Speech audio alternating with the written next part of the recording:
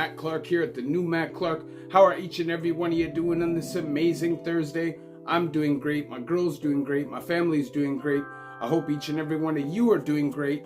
Even though we just entered another lockdown, and who knows how long this is going to keep going and dragging on and dragging on. If you could please hit that like button. If you could please hit that subscribe button and that bell notification button so you get all my videos when they're new. If you could share with somebody on social media, help spread the message, help spread the word, that would be amazing. And there's a PayPal option if you'd like to donate, help support the channel. The link is in the description of all of my videos. So, I want to go way back. Today we're going to talk about addiction. I want to talk about what does meth feel like. You know, I was thinking the other day and I remembered pre-crystal, for in my area anyways, there was a drug called jib, which is essentially meth. It's just bootleg bathtub meth that was dirt cheap. And when I was in my rave days, me and my homies used to sniff this stuff like it was going out of style. 20, 30 caps. We go to a rave, you bang, bang, bang, bang, bang, bang, bang all night long. You're dancing. But when you're not at a rave, where does all that energy go? Where does all that pent up energy release? Well, I'm going to tell you something. I never did a ton of crystal, whether it was jib or ice now. I never was really addicted to it. But at that time, I was doing it semi-casually, but when I did do it, I did a lot. So, I remember this one night, I went to a party, and I was at this party in not my hometown, but the town I went to high school in, which was Aurora, Ontario.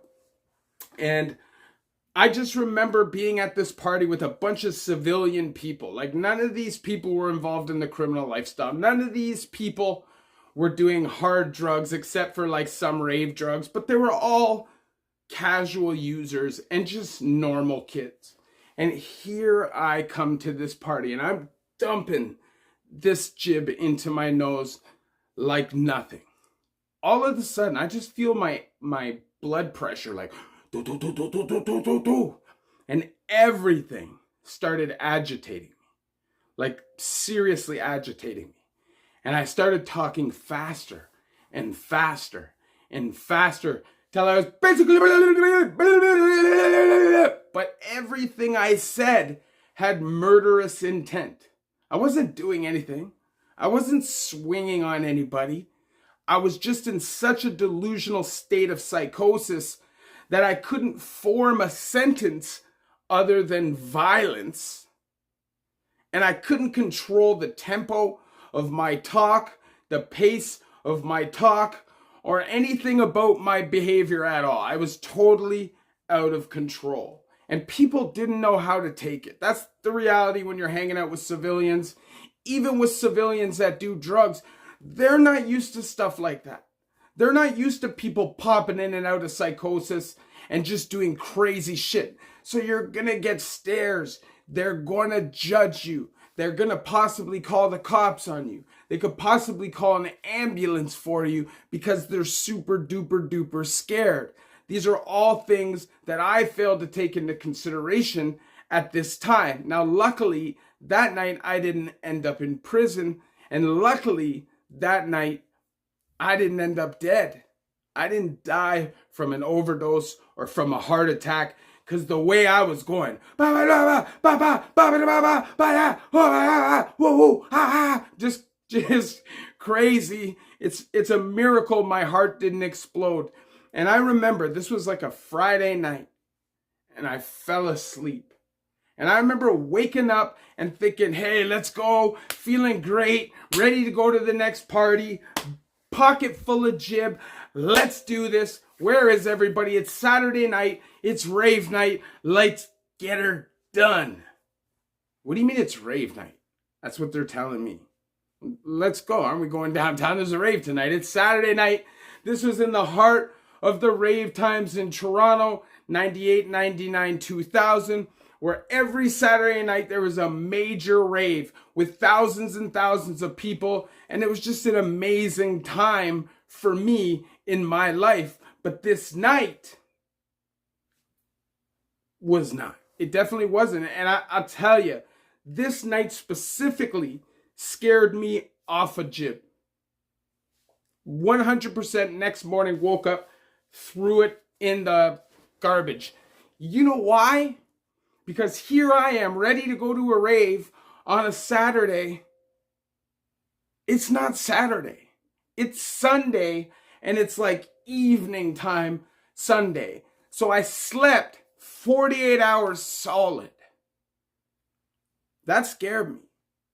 That had a really deep effect on me, and it made me like, at that time I was doing rave drugs, but I wasn't hardcore addict. At that time I was just starting to dabble into that. I was just starting to see those signs, but really I was young. I was just partying, having a good time.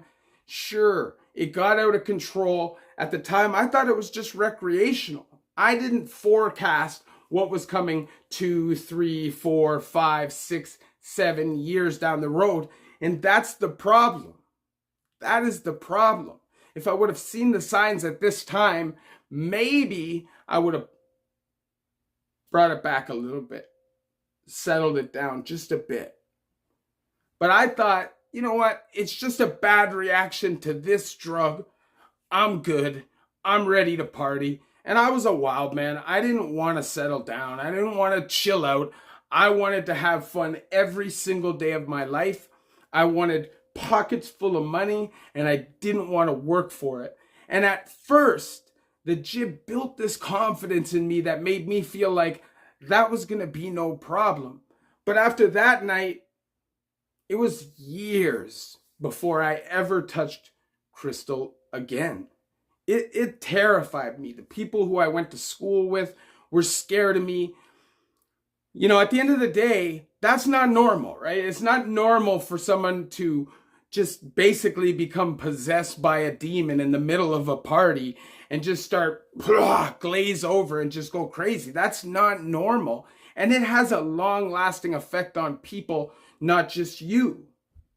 And I know all of these major situations that I got in, which were right in the heart of public, whether it's being arrested, being drunk and fighting everybody, just making a total ass out of myself my whole life, helped build this reputation that eventually led me to just being like, whatever, I'm all in.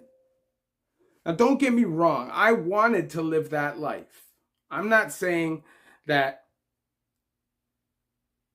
I was a victim, because I definitely wasn't, right? Like, I was definitely a problem. I was definitely high risk to society at that time. And a lot of the time that I was locked up in prison, I should have been. I just feel that at that time, I needed some rehabilitation. I needed some guidance that I couldn't find, because when you're looking for your guidance in the streets and with your homies, you're not getting that kind of guidance. And don't get me wrong, my homies did not do drugs. They did not do drugs. But that situation specifically, I didn't tell nobody except those people that were at that party, because it was embarrassing for me. I'd never been through anything like that. And in my life, over the years, I have 1, 2, 3, 4, watch people go into full-blown psychosis, and it's scary. Sometimes it's like being in the twilight zone. You just don't know what to do. You don't know how to react, and you're worried, is this person ever going to snap out of it? Now, when I was in psychosis, I wasn't aware that I was in psychosis. I wasn't aware that I was necessarily going as crazy as I was. But when you wake up and you talk to people, you know, they start telling you about your behavior and how erratic it was. It's alarming. It's alarming. Meth is a very, very, very dangerous drug. Now, like I said, for the longest time, I never went near it. But later on in my adult life, one of my close friends really got into meth and was really involved kind of in the downtown scene, which obviously any major city, any club scene, there's going to be meth involved. For sure. 100%. And I dabbled with it a couple times, and it does make you feel confident the first couple times you do it. You feel really clear and focused, laser focused. You feel like you have no issues with self-esteem, and you're just ready to tackle the world. Doesn't matter what comes at you. But after just a few times, you see people deteriorating mentally. It doesn't take long. And I've watched people literally take a toke and from sober and normal to one little puff being totally out of their mind, nothing they're saying you can even comprehend. And you literally being in a situation where you feel helpless because you're like, I don't know how to help them. Hopefully they get through it. Over the years, I've watched lots of people around me fall off because of meth. And meth has a low life expectancy. I think it's the lowest of all narcotics. Who knows what's in it? And at the end of the day, I'm not somebody who ever was a fan of meth. I never did it at a more than once in a while level, but it definitely had a long-lasting impact on me. And that is why I think I never really got into it from that one experience. I literally woke up and just threw all the shit I had in the garbage. It scared me that much. It scared me that much. Losing control isn't right.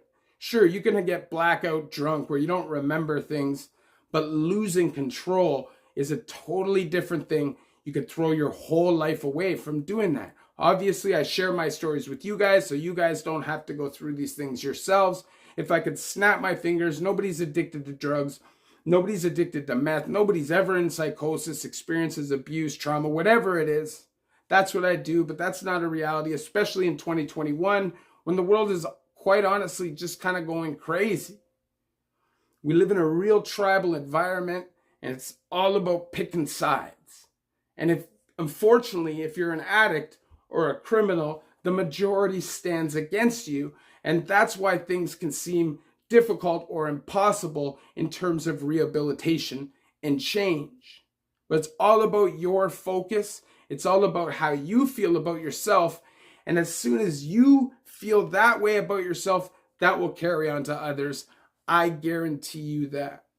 Now, I made this video not to judge anybody or say anybody who's doing meth is a bad person, because I've met some real great people that just have a meth problem. I just feel that, in my honest and humble opinion of all of the drugs, it is the highest risk for mental deterioration in the fastest possible way. You know, I just don't want anybody to go through that. I don't want anybody to go through any drug addiction or overdoses or anything like that. But any drug that has a 5 to 7 year life expectancy is dangerous. As a recovering heroin addict, I know all about that danger. That's why I do these videos. If you could please hit that like button. If you could please hit that subscribe button and that bell notification button so you get all my videos when they're new. If you could share with somebody on social media, help spread the message, help spread the word, that would be amazing. And there's a PayPal option if you'd like to donate, help support the channel. The link's in the description of all of my videos. So, anybody who's dealing with addiction and suffering from that, I feel for you. I feel for you. Reach out, try to find programs or opportunities where you can get the help you need, because nobody's going to reach out to you. You got to go get it. It's there, but you got to find it. Prove to yourself that you're worth it, and everybody else will believe it. Love each and every one of you. The new Matt Clark.